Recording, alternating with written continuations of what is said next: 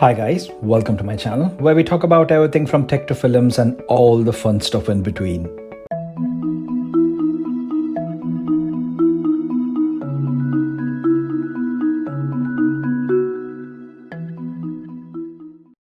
So if you followed the recent Apple product launch event that happened on the 15th September, then you'll know that Apple shook up its entire iPad lineup and did something quite dramatic.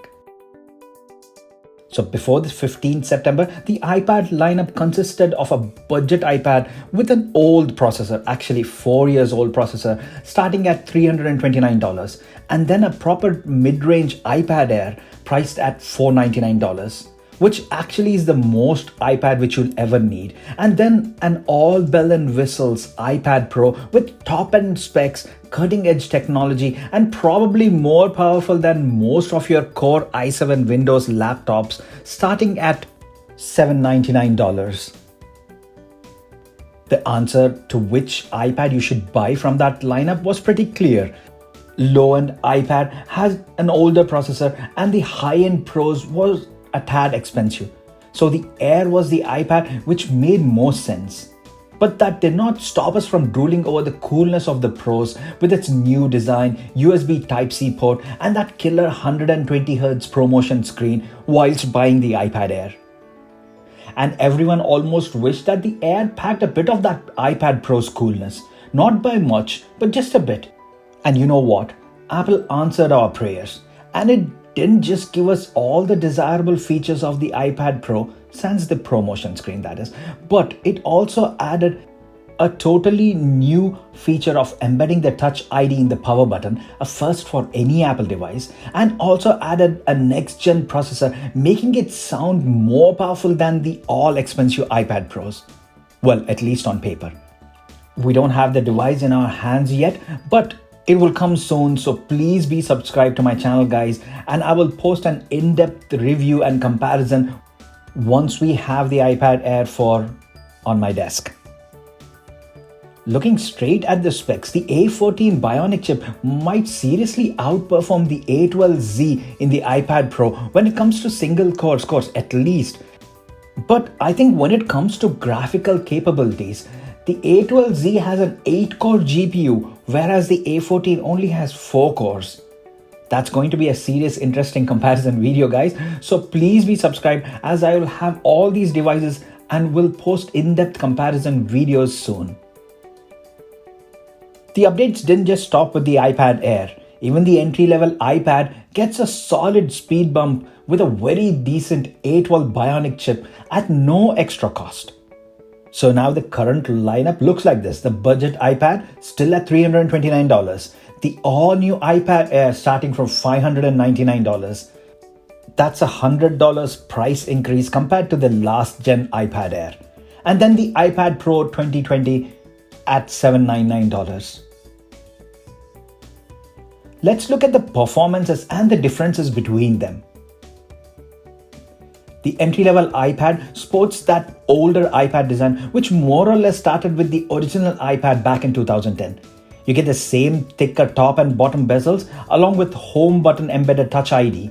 3 colors, 2 storage options starting with a criminal for 2020 32GB and a x4 storage for $100 more.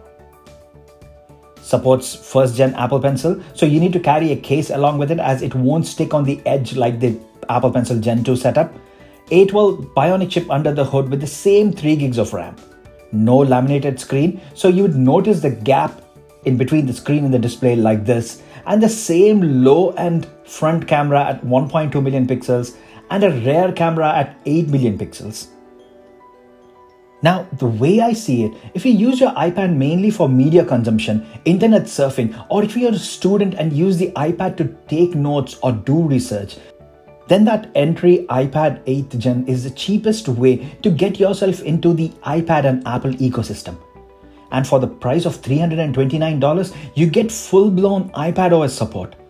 So you get all the multitasking goodness, you get the same widget support, and the excellent app library. Before on my channel, I kind of suggested against that entry-level iPad in favor of iPad Air 3, mainly due to the older processor and the smaller base storage option. But now this processor update does make a huge difference. It's the same processor in the iPad Air 3, and judging by how smooth this performs, even with iPad Air 14, it should totally be more than sufficient, and you can rest assured that it will last you at least 3 to 4 years minimum. At $329, it's going to offer you a lot of iPad along with the amazing vast app ecosystem. Software-wise, no cutdowns at all on this ones. It's not like the pricier iPads offer more in terms of software features or app selections, but absolutely no. You get every bit of the same software features and the app support as the other expensive iPads. And now the iPad Air getting a price update of $100, I think this gives us even the more reason to consider that entry-level iPad. At this point, the only real compromise which you're going to make is with the storage option. If Apple would have bumped up the storage option on the iPad 8th gen to 64, it would have been simply amazing. But yeah, 32 gigabytes, you're looking at OS taking up at least about 5 to 6 gigabytes. So either you spend $100 more in getting that 128 gigabyte storage option, or work using iCloud or Google Drive for storage solutions. And even with games, you're looking at installing 1 or 2 graphic intensive games before scraping the bottom of the barrel to free up some storage. So yes, the iPad 8th gen makes perfect sense if you're on a budget or a student, or if you use your iPad mainly for Netflix or YouTube or web surfing. Looking at the price difference, I can even recommend spending that $100 extra for the 128 gigabyte storage option, as even with the price of $429, the iPad Air is going to cost you $180 more. Let's move on to the more interesting iPad, the iPad Air 4. If you check my channel, guys, even after owning the iPad Pro 2020, I always stood by the iPad Air. It was a perfect iPad that most of us needed, and I used to edit 4K videos on it even without a single issue or a single laggy moment. Everything on it was nice and super smooth, and with features like laminated anti-glare display and a blazing fast A12 Bionic processor, it made the most sense for your money that you spend. But that's not to say that we all wished it had a few of those pro features, at least like quad stereo speaker system or the USB Type-C port. And I thought Apple would add a few, but not all of them, as it wouldn't upset the Apple iPad cart, especially not do anything to jeopardize their iPad Pro lineup. But in a surprising turn of events, on September 15th, with the announcement of iPad Air 4, Apple made the iPad Pro seem a bit redundant. So here's everything cool that has been ported to the Air from the iPad Pro. First, the all-new screen design, then USB Type-C port, stereo speakers, even though it's dual setup, but sounds come from both the sides in landscape orientation. Then Apple Pencil 2 integration and support, Magic Keyboard support, but that's not all. It even one-ups the update by adding awesome new colors and a blazing fast next-gen A14 Bionic chip. So having all the desirable features of the Pro plus the extras for $200 less really does seem like an attractive deal. Which brings me to the pros. See, I own the iPad Pro 2020 and I've been using it for a few months, and I honestly love this. This is sheer power packed in an insanely thin package and the most powerful iPad I've ever used. The graphical benchmarks of that A12Z processor under the hood are seriously insane. The way this thing edits 4K videos is mind-blowing. But now, with the iPad Air 4 getting most of its features, would it make sense to spend $200 more on this?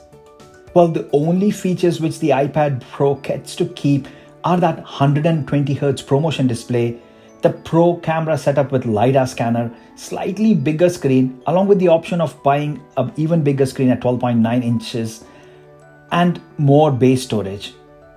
Probably even more RAM at 6 gigabytes, but we're not sure at this moment how much RAM will be included in the iPad Air 4, as Apple doesn't advertise this.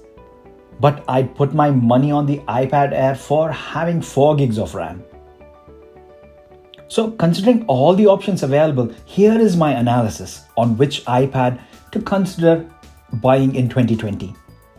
If you want an iPad for web surfing or watching videos or movies, or if you're on a budget or planning to buy an iPad for your school-going kid, then the iPad 8th Gen is all the iPad you'd ever need.